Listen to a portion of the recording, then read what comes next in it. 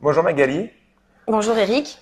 Alors, c'est un plaisir pour moi de te retrouver chez Meridies dans l'usine, parce que vous avez Mhm. terminé la production de germoirs automatiques qu'on vous a confié. C'est ça, on a terminé du coup fin de mois.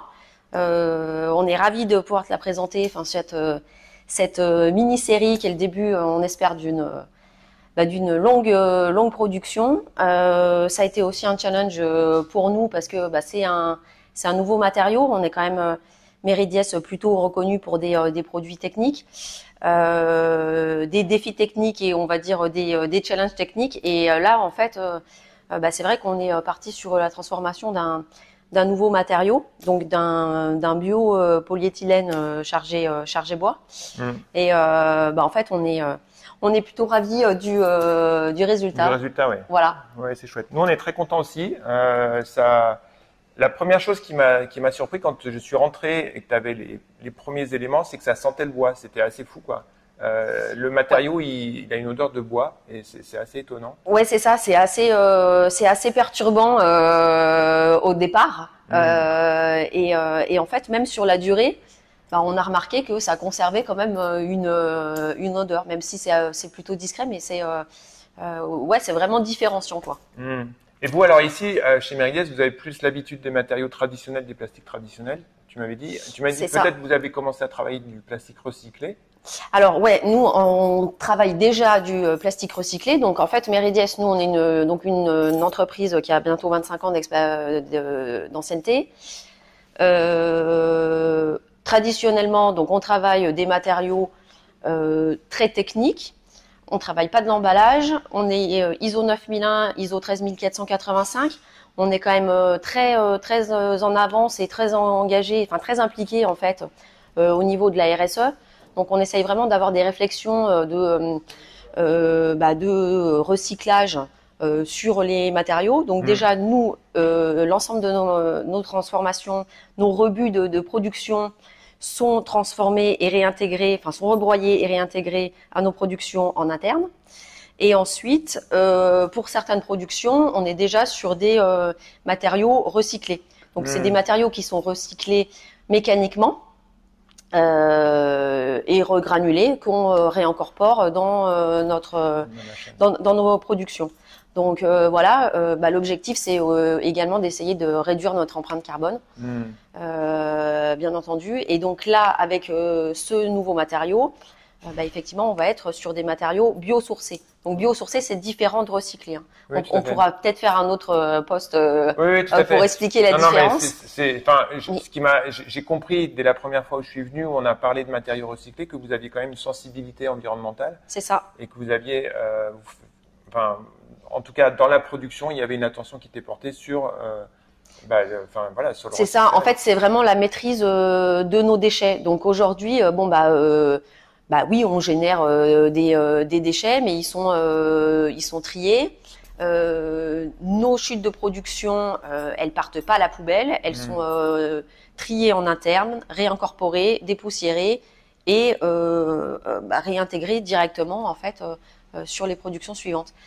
Alors, selon le cahier des charges, hein, j'ai des matériaux, par exemple, pour de l'alimentaire ou du secteur médical, où je peux pas incorporer pas Oui, faire bien de sûr. réemploi. Mais dans ce cas-là, on Hmm. fait du réemploi sur des productions où ça pose aucun problème. Hmm. Parce que c'est vrai qu'au début, on a eu des hésitations sur les sources de matériaux et on a envisagé de prendre du plastique recyclé au début. Et puis finalement, on a été sur l'option un petit peu la plus, euh, enfin pas la plus complexe techniquement, mais enfin en tout cas celle sur laquelle on avait le moins de connaissances et le moins d'expérience chez C'est vous. ça, C'est la première fois. c'est ça. Et voilà, nous on avait peur que ça s'emboîte mal en fait, parce que c'était des matériaux biosourcés. Et finalement, on a fait quelques essais et ça s'est bien passé. Et donc là, on a fait les 150 premiers. C'est ça. Et puis là, en septembre, on part sur 1000 pièces.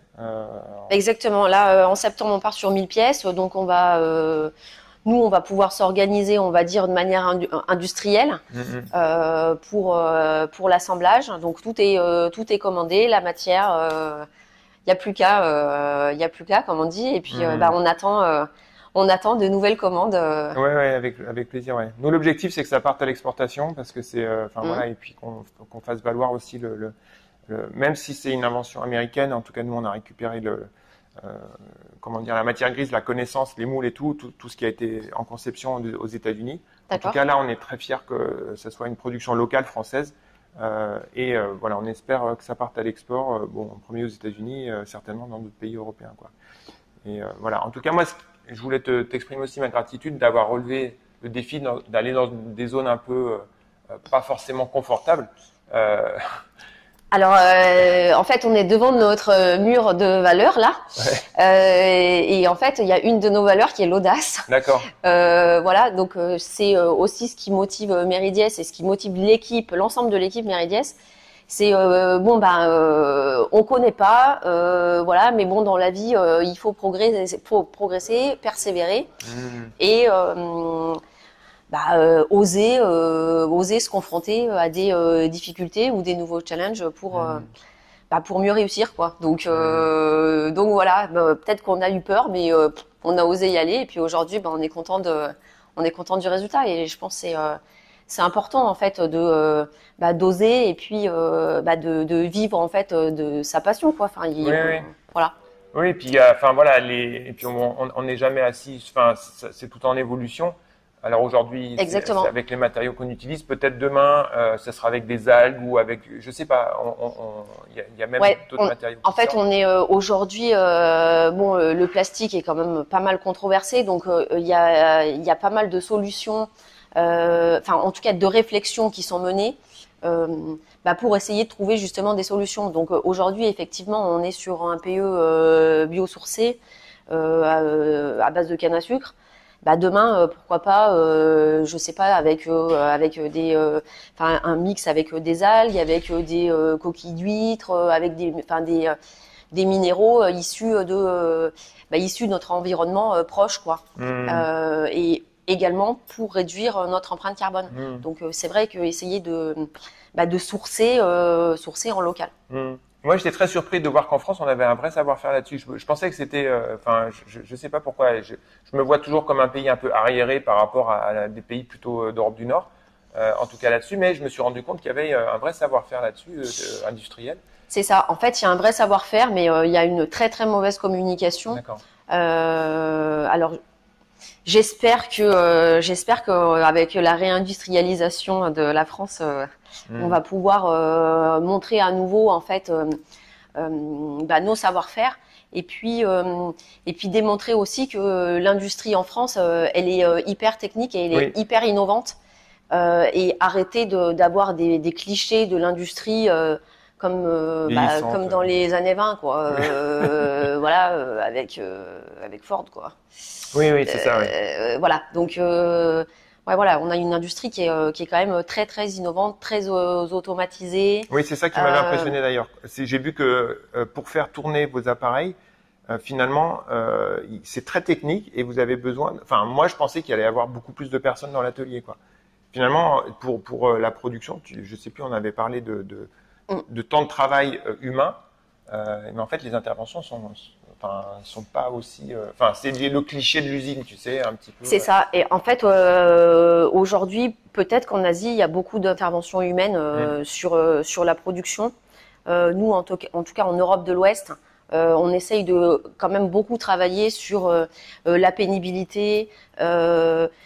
En fait, on considère que tout ce qui peut être standardisé, tout ce qui peut être toutes les opérations répétitives peuvent être réalisées par des automates. Et en fait, c'est pas voler de l'emploi aux hommes. C'est faire aux hommes des tâches plus intéressantes. Avec plus de valeur ajoutée. Oui. Donc c'est vrai que nous aujourd'hui chez Méridiès, tout ce qui est répétitif, c'est réalisé par des automates et c'est aussi pour le bien-être au travail des employés. Hein. Non, ça, c'est clair. Donc voilà, c'est ce qui rend aussi le métier intéressant, quoi. Et pour rebondir sur ce que tu dis, dernier point là dont on peut parler, c'est qu'en fait, en plus, vous valorisez aussi des personnes en situation de handicap pour des tâches je sais pas si vous l'avez peut-être pas fait pour les 150 là, mais pour les 1000 à venir, Pour les 1000 à venir, ouais. Alors pour certaines tâches, en fait, effectivement, on est en partenariat avec des ESAT. Enfin, on en a 3 dans la zone notamment. Et en fait, on intègre en situation réelle, en fait, chez Méridiès. Donc des personnes en situation de handicap. Elles travaillent directement avec l'équipe. Donc c'est ce qui est intéressant et effectivement en fait elles peuvent être amenées à réaliser le montage en suivant la gamme de contrôle du germoir automatique. D'accord. Ou alors de le mettre en carton. Ou de faire le conditionnement. Ouais. Tout à fait. Donc là c'est vrai que sur juin-juillet on n'a pas fait appel à des personnes de l'ESAT, à des mises en situation inclusive, mais dès septembre, ouais, je pense on va repartir avec 1 ou 2 personnes. Ok. Ouais.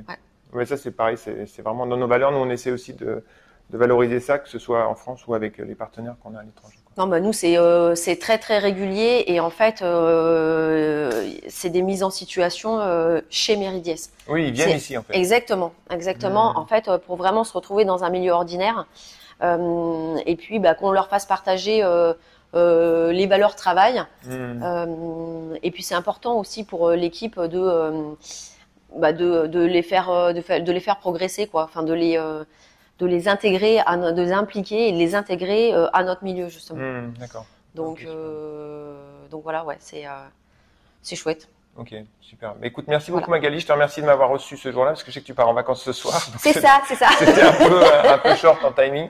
Mais voilà, l'objectif c'était d'avoir les 150 premiers pour début août, on va les avoir chez nous, je pense en début de semaine prochaine. Exactement. Et on va pouvoir tout envoyer en septembre. Et voilà, on est content de faire la grosse production. Bon, impeccable. Merci beaucoup. Et puis la prochaine fois sur la série des 1000. Oui, la prochaine fois on viendra filmer un petit peu comment ça se passe au niveau de la production. Ouais. Pas de problème. Merci Magali. Merci. Au revoir. Au revoir.